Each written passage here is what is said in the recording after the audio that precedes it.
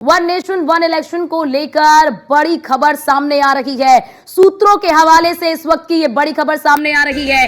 अहम नेताओं से बात करेंगे। केंद्रीय मंत्री 3 मंत्रियों को इसकी जिम्मेदारी सौंपी गई है, जो विपक्षी दलों से बातचीत करेंगे और 3 मंत्रियों को ये जिम्मेदारी सौंपी गई है। ये बड़ी जानकारी आपको दे दें, जिसमें राजनाथ सिंह, अर्जुन राम मेघवाल और इसी के साथ ही किरेन रिजिजू को ये जिम्मेदारी सौंपी गई है। ये 3 मंत्री हैं जिन्हें ये जिम्मेदारी सौंपी गई है कि वो वन नेशन वन इलेक्शन को लेकर विपक्षी दलों से बातचीत करेंगे। विपक्ष के जो नेता हैं उनसे वो बातचीत करेंगे, क्योंकि आपने देखा होगा कि कल वन नेशन वन इलेक्शन को लेकर जो एक कमेटी बनाई गई थी, रामनाथ कोविंद करिए जिस तरह से पूर्व राष्ट्रपति की अध्यक्षता में एक कमेटी बनाई गई और उस कमेटी ने अपनी रिपोर्ट को सौंपा और कल उसे कैबिनेट की मंजूरी मिल गई। और मंजूरी मिलने के बाद से ये माना जा रहा है कि मोदी सरकार 3.0 के कार्यकाल में इस नियम को या फिर ये कह लीजिए कि इस बिल को पास किया जाएगा और इसे लागू किया जा सकता है। अब ऐसे में 3 नेताओं को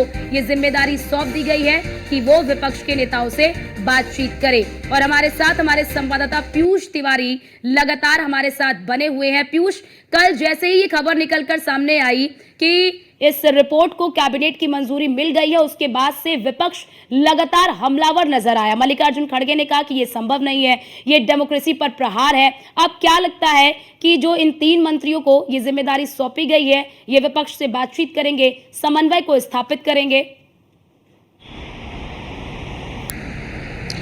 बिल्कुल, अगर हम बात करें तो चूंकि जब ये समिति बनाई गई पिछले साल सितंबर में, उसके बाद आपने देखा कि लगातार बैठक हुई और अधीर रंजन चौधरी ने इस बैठकों में जाने से इनकार कर दिया था। हालांकि वो भी समिति के सदस्य बनाए गए थे।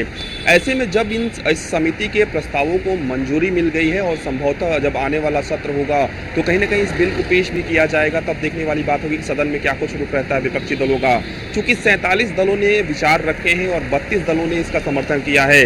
कल जब ये खबर आई कि कैबिनेट ने इस प्रस्ताव को मंजूरी दे दी है, उसके बाद तमाम विपक्षी नेताओं के रिएक्शन आए। खासतौर पर मल्लिकार्जुन खड़गे के बयान को आपने सुना कि उन्होंने कहा कि ये संभव नहीं है और ये प्रैक्टिकल नहीं है। इसके साथ ही अखिलेश यादव का भी बयान आया। उन्होंने कहा कि क्या वन नेशन वन इलेक्शन जब अगर सरकार कराएगी तो क्या निकायों के चुनाव, पंचायतों के चुनाव भी एक साथ कराएगी या फिर बहाना बना देगी मौसम का, या फिर अलग अलग चीज़ों का बहाना बना दिया जाएगा और एक साथ वो चुनाव नहीं कराए जाएंगे।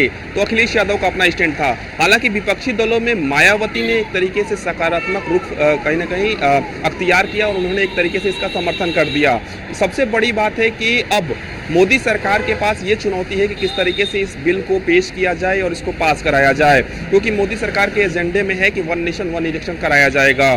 ऐसे में जो ऐसे दल हैं जो इस बिल से सहमत नहीं है, उन दलों को किस तरीके से उन दलों से बातचीत की जाए, उनके प्रमुख नेताओं से बातचीत की जाए, इसके लिए 3 प्रमुख नेताओं को भारतीय जनता पार्टी के जिम्मेदारी दी गई है, जिसमें केंद्रीय मंत्री किरेन रिजिजू की बात करें या फिर अर्जुन राम मेघवाल की बात करें, रक्षा मंत्री राजनाथ सिंह की बात करें, उनको ये जिम्मेदारी दी गई है कि वो असहमत नेताओं से, यानी कि वन नेशन वन इलेक्शन को लेकर जो नेता असहमत हैं उनसे बातचीत करें और उन्हें कॉन्फिडेंस मिले।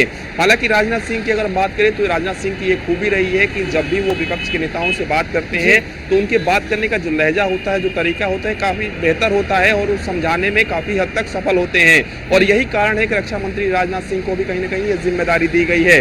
हालांकि अब आने वाला वक्त बताएगा कि वन नेशन वन इलेक्शन को लेकर जो जिम्मेदारी मंत्रियों को दी गई है, तो क्या वाकई में ये उन नेताओं को समझा पाने में सहमत होते हैं?